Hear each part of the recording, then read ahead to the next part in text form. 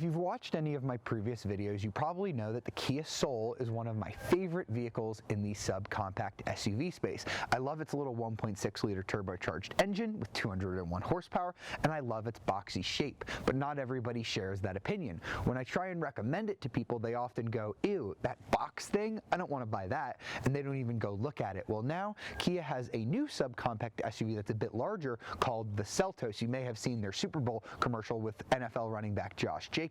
Now, the Seltos ditches the boxy design. It's a little bit larger than the Soul, and it has something that the Soul cannot have in any trim level, and that is all-wheel drive. So if you live in a winter climate, this might be the better car for you, and it's the more spacious car, although, as we're going to find out on the road, there isn't quite as much power. Now, we're going to go ahead and get it out on the road because we are in Texas right now, and it is freezing cold, so let's go ahead and hop behind the wheel of the 2020 Kia Seltos.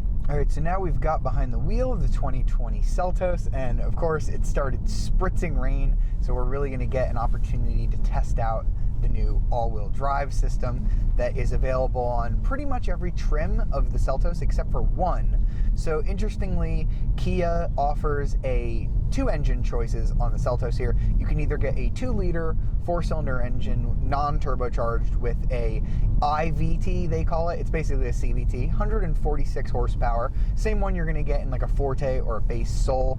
And you can choose to get that with all-wheel drive, or you can get an S trim, which is a little more well-optioned with front-wheel drive. The rest are all going to be all-wheel drive, and the model we're driving is the SX, which means we've got the 1.6-liter turbocharged engine. So instead of a CVT, that one's going to be mated to a 7-speed dual-clutch transmission, of course still going out to all-wheel drive. Now, this is the same drivetrain that we've sampled before in the Kia Soul, but here it only produces 175 horsepower instead of 201. So I don't have any 0 to 60 figures, but I believe that this is just going to be a little bit less quick than the Soul. However, when you put your foot down on the throttle from a launch, you are going to feel that all-wheel drive grip get you off the line just a little bit quicker. So here's what we're going to do. We're going to come to the stop here, and we're going to give it some throttle. Let's go ahead and put it in sport mode. We have 3 drive modes, and let's peel out of here. There we go. No slip, no drama. Pretty quick shifts. That's in sport mode. You get these cool little lights here in the dash that let you know when to shift.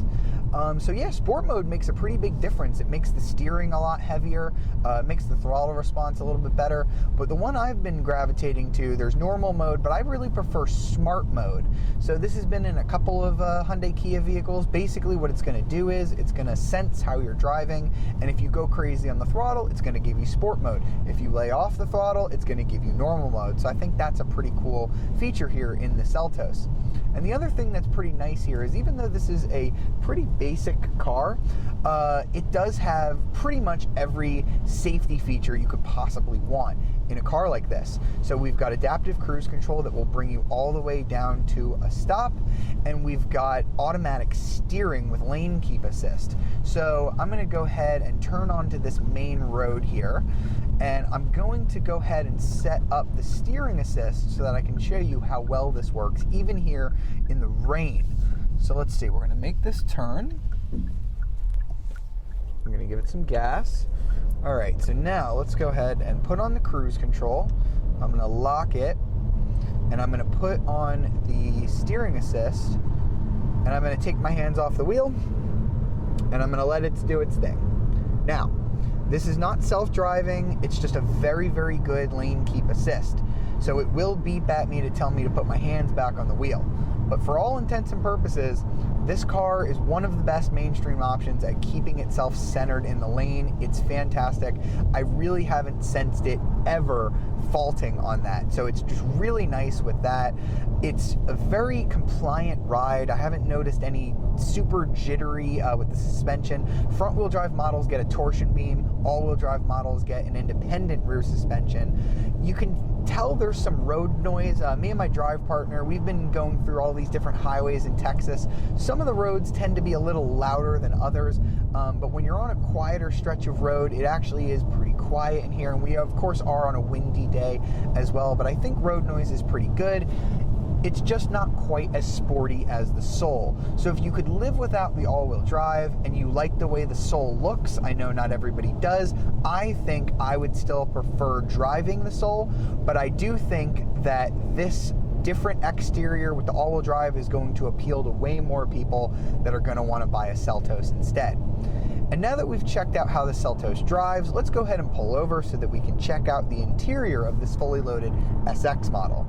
So now that we've come in from our drive, let's go ahead and check out the interior of the Seltos, where we have a couple of things that are shared with the Soul, but we do have some unique design here. Really nice soft leather material here, although I should point out that the only trims we've had available on this first drive event is the top SX trim with the 1.6 liter turbocharged engine, this beautiful 10.25 inch touchscreen. They didn't have any base models available, so what you're seeing here is closer to $28,000, but you can get into a Seltos for a little around $22,000. But this one has really nice soft leather here on the steering wheel and the shifter as well. The seats are also a nice leatherette material. Now we do have some hard plastics that I need to point out. All the tops of the dashboards and the door cards is this hard, scratchy plastic. It's the first time I've really seen Kia cheap out this much on an interior, but there's plenty of soft touch materials as well lower down here. This is sort of like a soft touch material as well. So again, Kia makes sure that all the points that you're going to touch frequently are soft touch. Now this 10.25 inch touchscreen, it's similar to the one we found in the Soul and the Telluride as well. Class leading for this segment. It's an absolute joy to use. I'm going to go ahead and pull up my map now, and you can get split screen this easily. So look, we have our radio, it's turned off right now, but if I want to get rid of split screen, boom, there, it goes away. I want it back, boom, it comes up.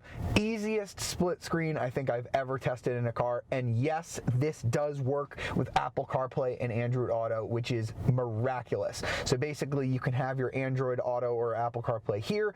Without leaving Android Auto or Apple CarPlay, you can adjust your radio settings here. This is one of the first cars I've been in that will let you do that. It is such a handy feature. We have single zone automatic climate control. I'm assuming dual zone is not available because we are in the top trim. We have nice storage here with 2 USB ports, and then there is a QI wireless charging pad up here, so you have double decker storage, so you can put your phone here and then still have room for other items as well with your cup holders down here. Normal PRND shifter, tap over for sport mode. There are no paddle shifters on the wheel on this model, but we do have all of the safety features, adaptive cruise control, lane keep assist, and as we saw on the road, Kia's safety features are some of the best. We've got a Bose stereo in this one. It's the first one in a Kia. I believe they usually use Harman Kardon, so that's interesting as well. And we do have heated seats, no ventilated seats, unfortunately, like what you get in the Forte. Now let's go ahead and check out the second row accommodations.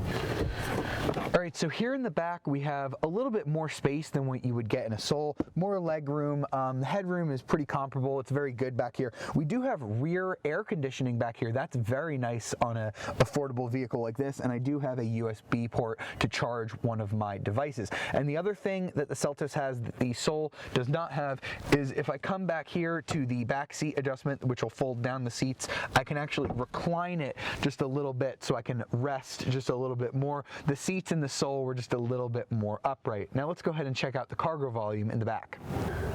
So back here, the Seltos is quite a bit larger than its smaller brother, the Soul. You've got the same double-decker storage that you do in the Soul, so you can lower this trunk to make the floor a little bit lower if you need more storage, or you can raise it up, and that'll make it flush when you go ahead and lower those back seats. And when you do drop the back seats down, you're going to get just under 63 cubic feet of storage space, which is gigantic for this subcompact crossover space.